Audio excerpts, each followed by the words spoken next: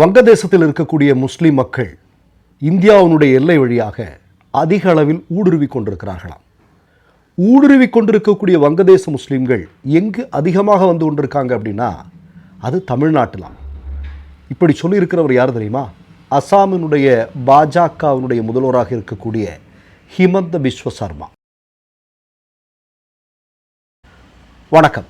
ஒரு தினத்திற்கு முன்பு அசாமினுடைய முதல்வராக இருக்கக்கூடிய ஹிமந்த பிஸ்வ சர்மா என்று சொல்லக்கூடிய நபர் ஒரு செய்தியை சொல்லியிருக்கார். என்ன சொல்லியிருக்கார் அப்படின்னா, இந்திய வங்கதேச எல்லை வழியாக வங்கதேசத்தில் ஒரு பதட்டமான சூழல் இருக்கக்கூடியதுனால அங்கு இருக்கக்கூடிய முஸ்லீம் மக்கள் அதிக அளவில் இந்தியாவை நோக்கி ஊடுருவி கொண்டிருக்கிறார்கள். அப்படி ஊடுருவக்கூடிய மக்கள் அதிக அளவில் எந்த மாநிலத்திற்கு வருகிறார்கள் அப்படின்னா தமிழ்நாட்டிற்கு வருகிறார்களாம். அதற்கு என்ன காரணமாக ஹிமந்த பிஸ்வ சர்மா சொல்கிறார் அப்படின்னா, தமிழகத்தில் வேலை பெறும் நோக்கத்தில்தான் அவர்கள் வந்து கொண்டிருக்கிறார்கள் அப்படிங்கிற ஒரு கருத்தை சொல்கிறாங்க. அதுவும் தமிழ்நாட்டில் ஜவுளித்துறையில் வேலை அதிகமாக இருக்கிறது. அவர்கள் குறைந்த ஊதியத்திற்கு வேலை செய்வார்கள். அதனால் இங்கே நிறைய வாய்ப்புகள் இருக்குது. அதனால் இங்கே படையெடுத்து ஊடுருவி கொண்டிருக்கிறார்கள் வங்கதேசத்தை சார்ந்த முஸ்லீம்கள் அப்படின்னு ஹிமந்த பிஸ்வ சர்மா சொல்கிறார். முதல்ல ஹிமந்த பிஸ்வ சர்மாவுக்கு ஒரு நன்றி சொல்லிக்கொள்ள விரும்புகிறேன். தமிழ்நாட்டில் உத்தரப்பிரதேசத்திலிருந்தோ குஜராத்திலிருந்தோ பாஜக ஆட்சி நடக்கக்கூடிய மாநிலத்திலிருந்து அதிக அளவில் மக்கள் இங்கே வருகிறார்கள். ஏனென்றால் தமிழ்நாடு வேலை கொடுப்பதில் தொழில் வளர்ச்சியில் முன்னணியில் இருக்கக்கூடிய மாநிலம். இப்போது வங்கதேசத்திலிருந்தும் வருகிறார்கள் அப்படின்னா தொழில்துறையில் தமிழ்நாடு இந்தியாவில் இருக்கக்கூடிய மற்ற மாநிலங்களை விட சிறப்பானதாக இருக்கிறது என்று சொன்னதற்காக ஹிமந்த பிஸ்வ சர்மாவிற்கு முதலில் தமிழ்நாட்டின் திமுக சார்பாக, தமிழ் மக்களின் சார்பாக உங்களுக்கு முதல்ல ஒரு நன்றி. ரெண்டாவது விஷயம், எல்லை வழியாக ஊடுருவி கொண்டிருக்கிறார்கள் அப்படின்னு சொல்கிறீங்க. எல்லையில் பாதுகாப்புக்கு நிற்பது யார்? பிஎஸ்எஃப் நிற்கிறாங்க, பார்டர் செக்யூரிட்டி ஃபோர்ஸ் என்று சொல்லக்கூடிய படை வீரர்கள் தான் அங்கே பாதுகாப்பு பணியில் இருக்கிறார்கள். அவர்கள் யாருடைய கட்டுப்பாட்டில் இருக்கிறார்கள்? மோடியினுடைய கட்டுப்பாட்டில் இருக்கிறார்கள். பாஜக அரசாங்கத்தினுடைய கட்டுப்பாட்டில் இருக்கிறார்கள். ஒன்றியத்தில் அவர்கள் ஆட்சி தான் நடக்கிறது. அப்போ அவர்களுடைய கட்டுப்பாட்டில் இருக்கக்கூடிய பிஎஸ்எஃப் என்று சொல்லக்கூடிய ஒரு அமைப்பு, அவர்களை தாண்டி இவர்கள் ஊடுருவி கொண்டிருக்கிறார்கள் என்றால் மம்தா பானர்ஜி சொன்னதுதான் எங்களுக்கு ஞாபகம் வருது. நேற்றைக்கு மம்தா பானர்ஜி ஒரு செய்தியை சொல்லியிருக்கிறாங்க. வேணும்னே பாஜக வங்கதேசத்தில் இருப்பவர்களை உள்ளே அனுமதித்து கொண்டிருக்கிறார்கள், மேற்கு வங்கத்தில் நிறைய பேரை அனுமதித்து கொண்டிருக்கிறார்கள், இதன் மூலம் ஒரு பதட்டத்தை உருவாக்குறதுக்கு பாஜக முயற்சி செய்யுதோ அப்படிங்கிற சந்தேகம் எங்களுக்கு இருக்குது அப்படிங்கிற ஒரு செய்தியை மம்தா பானர்ஜி சொல்லியிருக்கிறாங்க. இப்போ நான் என்ன கேட்குறேங்க, இந்தியாவில் இன்றைக்கு எந்த காலத்திலும் இல்லாத அளவிற்கு போதைப்பொருள் நடமாட்டம் அதிகமாக இருக்குது. போதைப்பொருள் இந்தியாவில் உற்பத்தி செய்யக்கூடாது இல்லையா? ஆனால் போதைப்பொருள் இந்தியாவுக்குள்ளே இவ்வளவு வருது அப்படின்னா யார் பொறுப்பேற்றுக்கணும்? மோடி தான் பொறுப்பேற்றுக்கணும், ஆர்எஸ்எஸ் தான் பொறுப்பேற்றுக்கணும். எப்படி? உங்களுடைய இப்போ கடல் வழியாக ஆனாலும் சரி, ஆகாய மார்க்கமானாலும் சரி, இதெல்லாம் யாருடைய கட்டுப்பாட்டில் இருக்கிறது? மோடியினுடைய கட்டுப்பாட்டில் இருக்கிறது. இப்போ மோடிக்கு நிர்வாகம் செய்ய தெரியலன்னா ராஜினாமா செஞ்சுட்டு போகணும். ஆனால் உள்ளே வந்துருச்சு, இங்கே இந்த மாநிலத்தில் கொஞ்சம் பிடிச்சிட்டாங்க, அந்த மாநிலம் பிடிச்சிட்டாங்கன்னு ஒரு பதட்டத்தை உருவாக்குறது இல்லையா? இது ஏன் உள்ளே வருது? உள்ளே விட்டது யார் அப்படிங்கிற ஒரு கேள்வி இந்திய மக்கள் கேட்பாங்களா, கேட்க மாட்டாங்களா? அது ரொம்ப முக்கியமான விஷயம் இல்லையா? அடுத்தது இன்னொன்று சொல்கிறார் ஹிமந்த பிஸ்வ சர்மா, அதான் பெரிய காமெடி. வங்கதேசத்தில் இருக்கக்கூடிய இந்துக்களை காப்பாற்றுவதற்கு மோடி கடினமாக உழைத்து கொண்டிருக்கிறார். இங்கே இருக்கக்கூடிய இந்துக்களுடைய நிலைமை என்னங்கிறது தெரியும். இந்தியாவில் இருக்கக்கூடிய 50% மக்களுக்கு 3 வேளை உணவு இல்லை இல்லையா?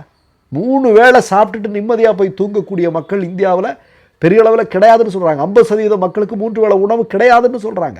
மோடி ஆட்சியில் இந்து மக்களுடைய நிலைமையை நான் சொல்கிறேன். சரியா? சரி, இன்னொன்று கேட்குறேன், மோடியை பார்த்து கேட்குறேன், ஹிமந்த பிஸ்வ சர்மாவை கேட்குறேன், இந்தியாவில் இருக்கக்கூடிய முஸ்லீம்களை விட வங்கதேசத்தில் இருக்கக்கூடிய இந்துக்கள் உங்களுக்கு அவ்வளோ முக்கியமா? இந்த நாட்டினுடைய குடிமக்களாக இருக்கக்கூடிய முஸ்லீம்களை விட அந்த நாட்டில் இருக்கக்கூடிய இந்துக்கள் அவ்வளோ முக்கியமா உங்களுக்கு? இன்னொன்று, தேசபக்தியை பற்றியெல்லாம் பேசுனீங்க, அதெல்லாம் நம்ம நிறைய பேசியாச்சு, இனி அதெல்லாம் பேசணுமா? இப்போ நான் ஒரே ஒரு செய்தியை மட்டும் கேட்குறேன். இவர் சொல்கிறார், ஹிமந்த பிஸ்வா சொல்கிறார், அசாமுக்குள்ள தினமும் வங்கதேசத்திலிருந்து 20லேருந்து 30 பேர் டெய்லி வந்துட்டு இருக்கிறாங்க. ஆனால் நாங்கள் அவங்கள பிடிச்சி திரும்ப எல்லையில் கொண்டு போய் விட்டுருவோம் அப்படின்னு. நான் திரும்பவும் கேட்குறேன், எப்படி உள்ள வர்றாங்க? உங்கள் கையில் தானே எல்லாமே இருக்குது. நிர்வாகம் உங்கள் கைகளில் தானே இருக்குது. ஒன்றியத்தில் ஆட்சி யார்? மோடி. மாநிலத்தில் ஆட்சி யார்? நீங்கள். இப்போ உங்கள் 2 பேரையும் தாண்டி அவங்க இங்கே வர்றாங்க அப்படின்னா நமக்கு அது புரியல. எப்படின்னு புரியல.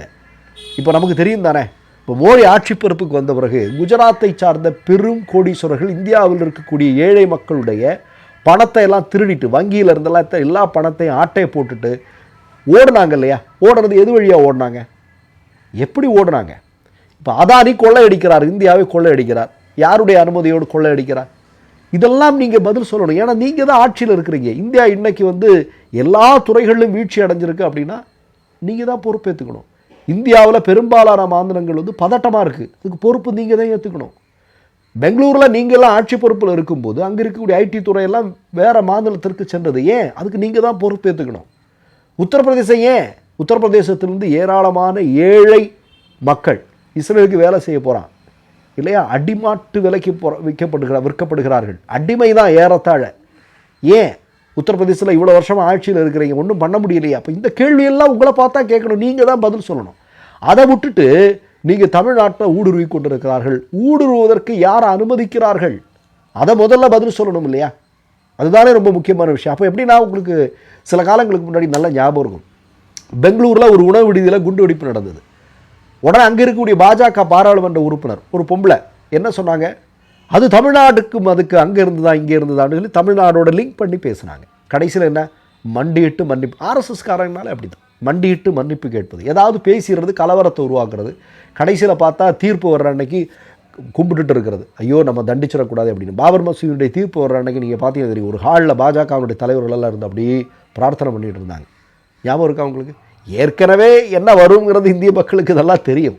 ஆனாலும் செஞ்சுட்டு இவனுக்கு என்ன பண்ணுவோன்னா பயப்படுற ஆட்கள் தான். அப்போ நான் என்ன கேட்குறேன் அப்படின்னா, இவங்க திட்டம் என்னென்னா இந்த மாதிரியான விஷயங்கள். இது ஹிமந்த பிஸ்வ சர்மா தமிழ்நாட்டை பற்றி சொல்கிறது அப்படிங்கிறதுல, நீங்கள் ஹரியானா தேர்தலில் போய் அங்கே என்ன சொன்னார்?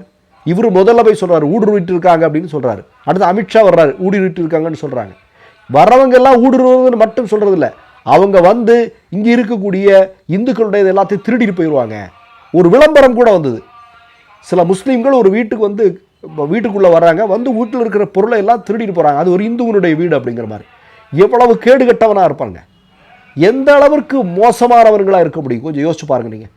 அப்போ மீண்டும் என்னென்னா தமிழ்நாட்டை சீண்டி பார்க்குறாங்க. ஆனால் ஒரு விதத்தில் என்னென்னா, தமிழ்நாடு வந்தாரை வாழ வைக்கக்கூடிய மாநிலமாக இந்தியாவிற்கே வழிகாட்டியாக இருக்கிறது அப்படிங்கிறத ஹிமந்த பிஸ்வ சர்மா சொல்லாமல் சொல்லியிருக்கிறார்.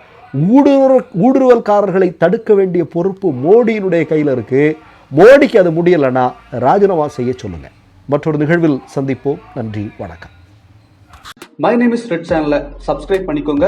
அதுக்கப்புறமா பக்கத்தில் இருக்கிற ஜாயின் பட்டனை கிளிக் பண்ணீங்கன்னா ஒரு நியூ பேஜ் ஒன்று ஓப்பன் ஆகும். அதுலேயும் ஜாயின் பட்டனே கிளிக் பண்ணிக்கோங்க. அதில் பார்த்தீங்கன்னா credit R debit card options இருக்கு. இதில் உங்களுக்கு விசா, மாஸ்டர் கார்டு, ரிப்பே அப்படின்னு 3 ஆப்ஷன்ஸ் கொடுத்துருக்காங்க. அதில் நீங்கள் எந்த கார்டு சூஸ் பண்ணுறீங்களோ அந்த கார்டோட நம்பர் என்டர் பண்ணிக்கோங்க. அப்புறமா கார்டோட வேலிடிட்டி மந்த் அண்ட் இயரை டைப் பண்ணிக்கோங்க. அடுத்தபடியா உங்க கார்டோட பின்னால சிவிசி கோடுன்னு சொல்லிட்டு 3 நம்பர்ஸ் கொடுத்துருப்பாங்க. அந்த நம்பர் இதில் என்டர் பண்ணிக்கோங்க. அப்புறமா அட்ரஸ் அண்ட் இன்ஃபர்மேஷன் என்டர் பண்ணிட்டு பைங்கிற பட்டனை கிளிக் பண்ணிக்கோங்க. ஒருவேளை உங்க கார்டு நம்பர் இன்வாலிட்னு காமிச்சிச்சுன்னா உங்க கார்டில் இன்டர்நேஷனல் யூசேஜை எனேபிள் பண்ணுங்க.